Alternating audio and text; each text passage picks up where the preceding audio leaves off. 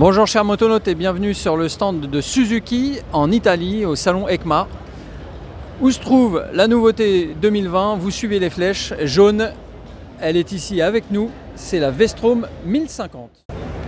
Premier changement notable, c'est l'appellation bien sûr, puisque la V-Strom n'est plus une 1000 mais une 1050, et pourtant le moteur reste le même, c'est un 1037 cm3.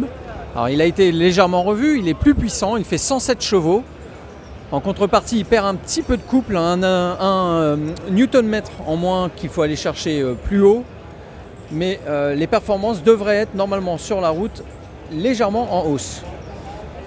Autre modification, on le voit, c'est au niveau du design, puisque la V-Strom prend le style des DR des années 80.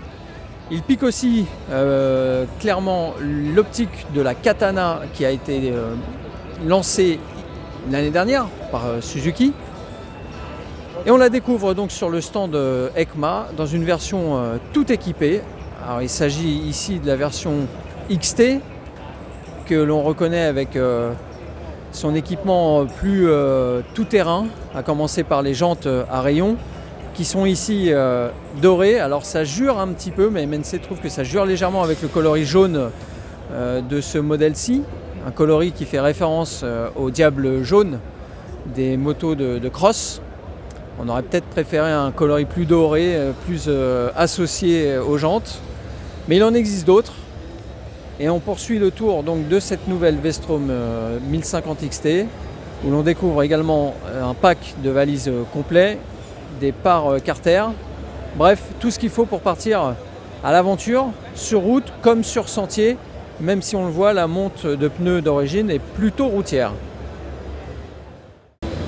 Au catalogue toujours, donc à côté de la V-Strom XT, la V-Strom tout court entre guillemets, la 1050 donc pour 2020, qui est un peu moins équipée, déjà en termes d'électronique, puisque la V-Strom, comme nous l'avons ici, ne dispose pas de son assistant de démarrage en côte, n'a pas une électronique aussi poussée avec une centrale inertielle qui va commander le système de freinage par exemple sur l'angle ou à l'accélération pour le traction control.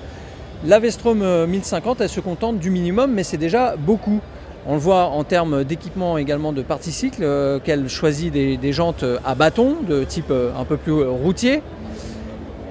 Bref, c'est une V-Strom à un petit peu moins cher, mais qui peut déjà faire pas mal de choses, et surtout dans cette version un peu plus équipée, avec un pack tourer, et des valises et un top case. À l'avant, on voit donc le bloc compteur qui est somme toute un peu morose, et puis on aurait aimé également que Suzuki l'allume pour qu'on vous fasse une petite démonstration.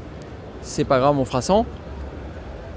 Au niveau des commodos, c'est relativement moderne, assez ergonomique. On voit également en termes de design que la V-Strom 1050 choisit un feu stop rouge alors qu'il est transparent sur l'autre, un peu plus mignon. Et les clignots sont à ampoule à l'ancienne, un peu plus gros. Sur la XT, c'est du LED.